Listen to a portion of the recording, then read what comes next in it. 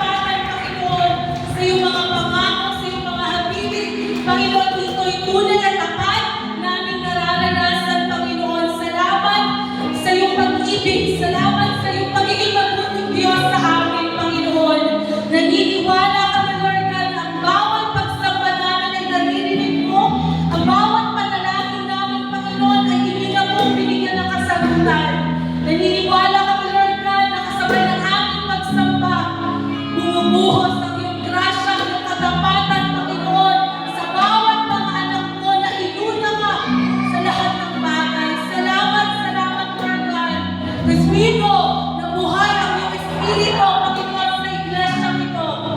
Nananatili, Panginoon, na ikaw ang Diyos na tumutupad sa mga pangako, Panginoon. Salamat, salamat, salamat sa iyo, Lord God. Sa gabi na ito, Panginoon, meron kaming puso kung saan patuloy na hinahangad na mas maging malalim pa, Panginoon, ang maranasan namin, Panginoon, na makikipag-liig sa inyo, O Diyos. Karanas mo, Panginoon Diyos, ang presensya mo, Panginoon, na kailanman tunay na nakapagbibigay sa amin ng kapahingahan, nakapagbibigay sa amin, Panginoon, ng tunay na kagalakan. Kaya salamat, salamat sa iyo, Diyos. Hear our hearts, our God, our worship. Patuloy ka namin sasambahin, bibigyan ng pinakamataas na pasasalamat at pagpupuri. Hallelujah.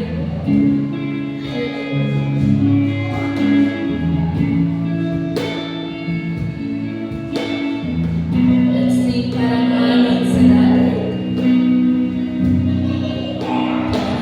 Alon sa dagat, ika'y dumating.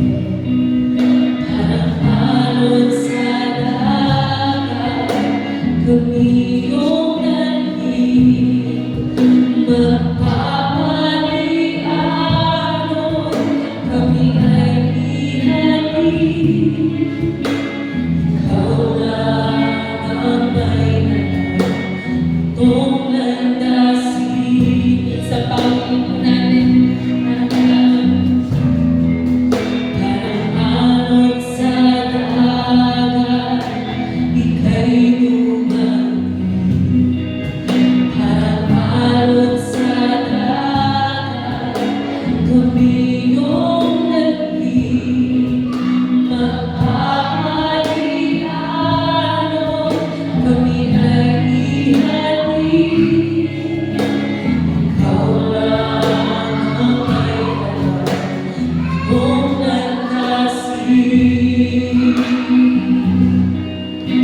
Kami akin at iyong dalhin hanggang marating ng natin ng titig ang iyong puso na nagsasabi, ika'y manatili sa aking piling at iyong titig.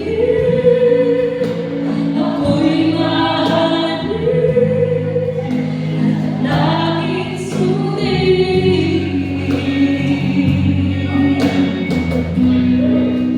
at sasampakin.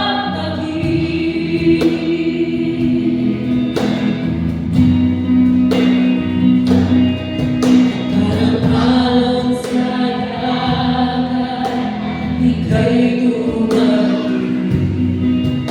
Parang alon sa dagat, kami iyong nandito. Magpapalianon, kami ay ihatid. Ikaw lang ang may itong landasin. Parang alon sa dagat, ika'y dumating. Parang alon sa dagat, kami iyong nandito. Magpapalianon,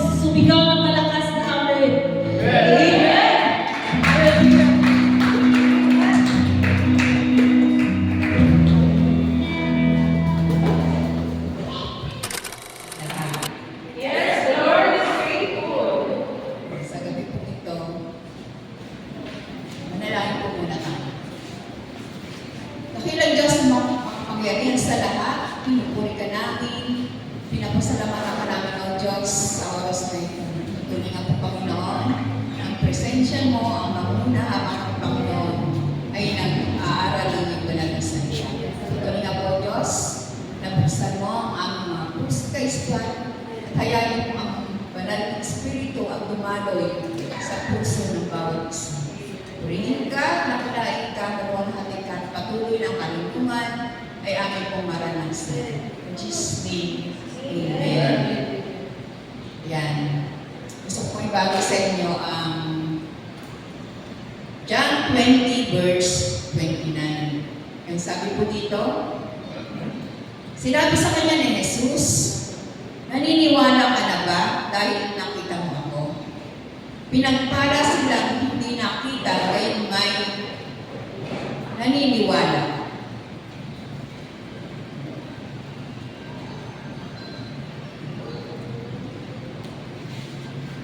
Sa verse po natin binasa, nakita natin ang isang malalim na pag-uusap sa pagitan ni Jesus at ni Tomas. Yun po. Isa sa mga disipulo ng ating Panginoon. Matapos ang muling pagkabuhay ni Jesus, nagduda si Tomas at nagsabi na hindi siya maniniwala hanggat hindi niya nakikita at mararamdaman ang mga sugat ni Jesus sa kanyang mga kamay at tagiliran. Ayun. Yan po yung senaryo sa pagitan po ni Jesus at ni Tomas. At sa talatang ito, sinabi ni Jesus kay Tomas, naniniwala ka na ba dahil nakita mo ako? Mapalad ang mga naniniwala kahit hindi nila ako nakikita. Ayan, sa talatang ito, pinapaalala ni Jesus ang kahalagahan ng pananampalataya. Lalo na sa mga naniniwala at hindi nila siya nakikita. Sa konteksto ng panalangin, ito'y paalala na madalas wala tayong pisikal na ebidensya ng presensya o kilos ng Diyos, ngunit tinatawag niya tayong magtiwala. Yan. Ang mga salitang ito ay nagbibigay ng malalim na kahulugan at kaisipan tungkol sa kalikasan ng pananampalataya. Hindi ba't madalas tayong magduda at humingi ng mga patnubat ng patunay bago tayo maniwala? Minsan para tayong si Tomas, gusto natin ng pruweba, ang makita, maramdaman at marinig ang mga bagay-bagay bago tayo maniwala. Yan. Kapag tayo nananalangin, yan, bagamat walang resulta, o sagot na nakikita, tayo naniniwala na naririnig tayo ng Diyos. Ang pananampalataya sa pananalangin ay nangangahulugan ng pagtitiwala sa kanyang kalooban at kapangyarihan kahit walang malinaw na ebidensya. Tayo ay pinagpala kapag tayo naniniwala na ang Diyos ay kumikilos kahit hindi natin ito agad nakikita. Yung katulad po ni Tomas na naniniwala lamang matapos makita si Jesus, tinuturuan tayo ng Panginoon na mas mapala ang mga naniniwala at wala nakikitang tanda. Ngayon po sa bawat panalangin, pinapalalim natin ang ating tiwala sa Diyos. Nagtitiwala sa kanyang presensya at pag-ibig.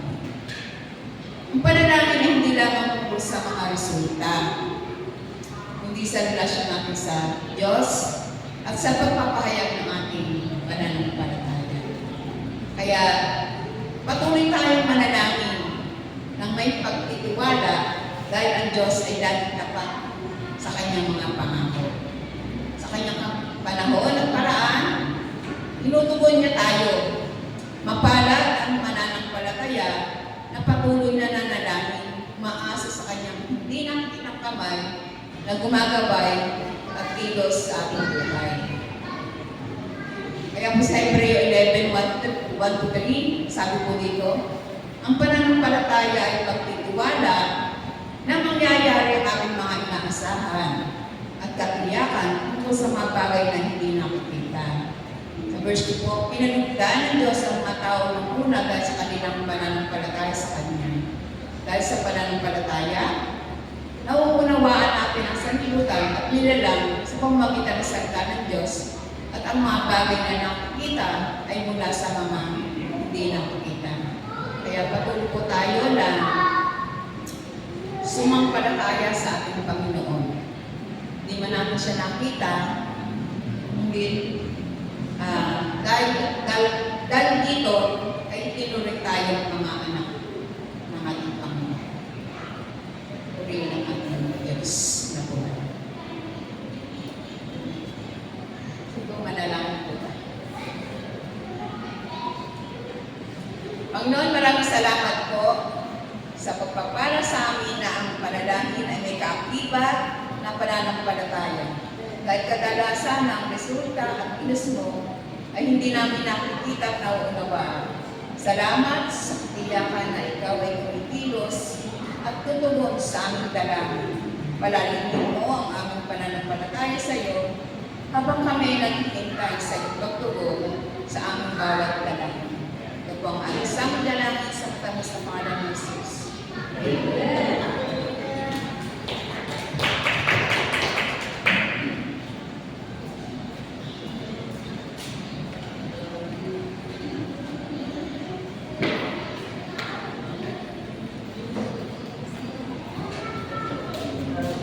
Amen.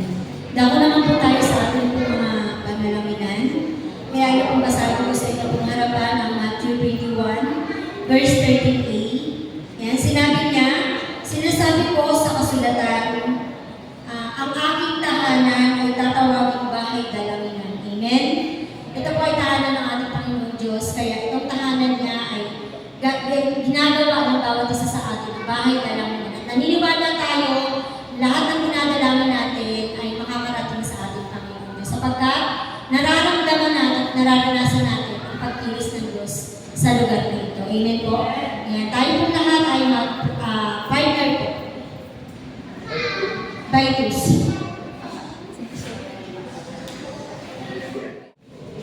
Amen. Sige po, tayo po lahat ay tumayo. At i-claim po natin ang lahat ng ating pong idinulog sa ating Panginoong Diyos na andun yung kapanatagan sa ating mga puso at ipagpasalamat po natin sa Panginoon sapagkat alam po natin na may katugunan ang lahat ng ating pagdinasal. Hallelujah.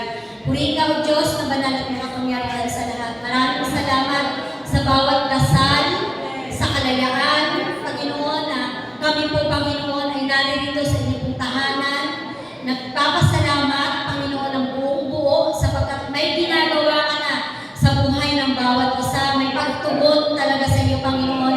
Sapagkat nalalaman po namin na ikaw ang Diyos na buhay at makapangyarihan sa lahat. Alam po namin, Lord, na ikaw, Panginoon, ang higit na nagaganap sa buhay ng bawat isa sapagkat isinantabi po namin, Panginoon, yung mga gawain pang tahanan, yung iba't ibang mga trabaho, at naririto kami sa inyong tahanan, naniniwala sa iyong pagtugon, tinataas ka, dinadakila sa aming mga buhay. Kaya Lord, muli, maraming salamat sa iyong pong mga ginagawa sa buhay ng bawat isa. Purihin ka, mag-isa aming pagkakaloob. Alam po namin, Panginoon Diyos, patuloy niyo po itong ibabalik sa buhay ng bawat isa ng siksik, liglig at umaapaw pa ng pagpapala at tunay na magiging kagamit-gamit ito sa inyong pong bahay, sambahan, Panginoon. Salamat, Lord, purihin ka, dakilan ka. Angkin po namin ang tagumpay. In Jesus' name, Amen. Amen.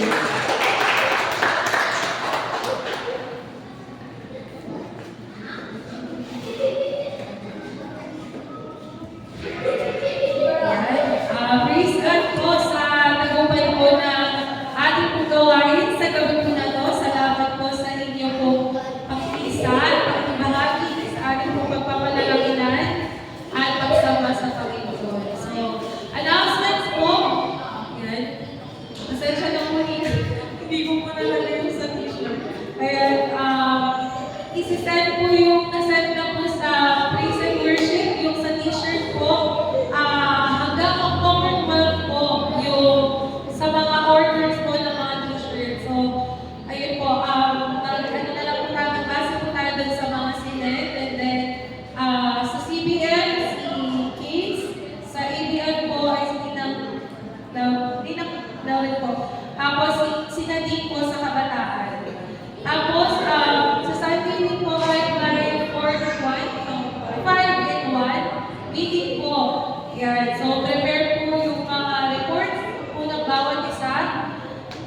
Then sa Saturday, yan, band practice po sa schedule. Alas 4 po. Tapos, alas 5, yan, will be. And then, after po doon, yung bar practice.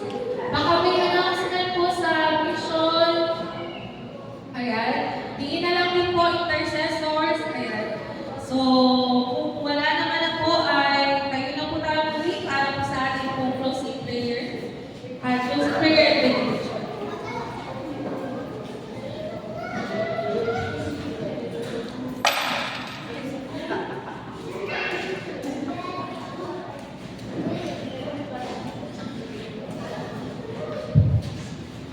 At sige po, tayo po ay manalangin.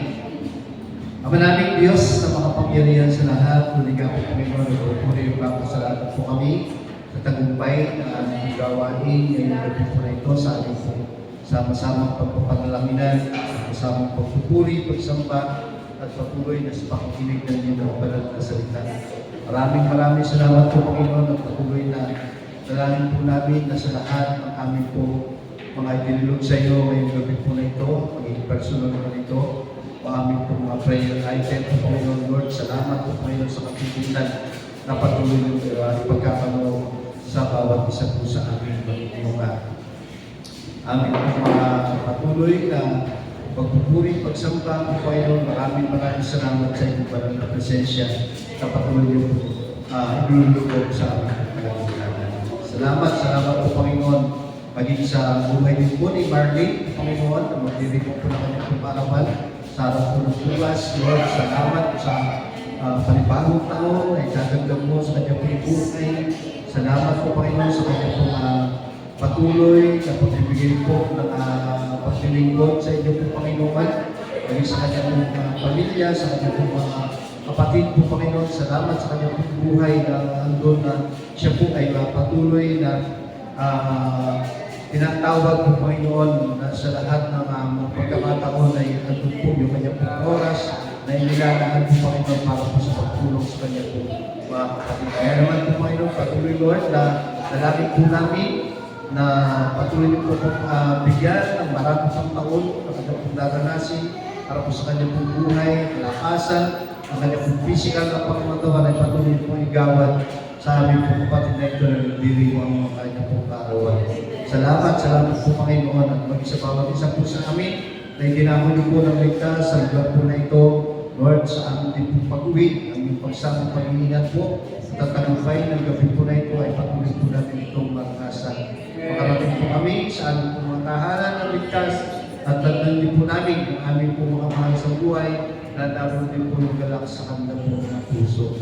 Salamat po sa aming po mga pagsasalusaluhan sa gabi po na ito, patuloy Lord na makapaspasan ito, linisin, silbing kalakasan po ito ng aming po mga physical na pagkatawan. Salamat po Panginoon, maging po namin ang tagumpay ng gabi po na ito.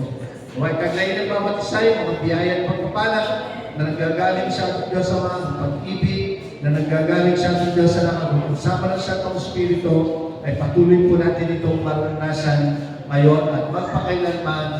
Amen.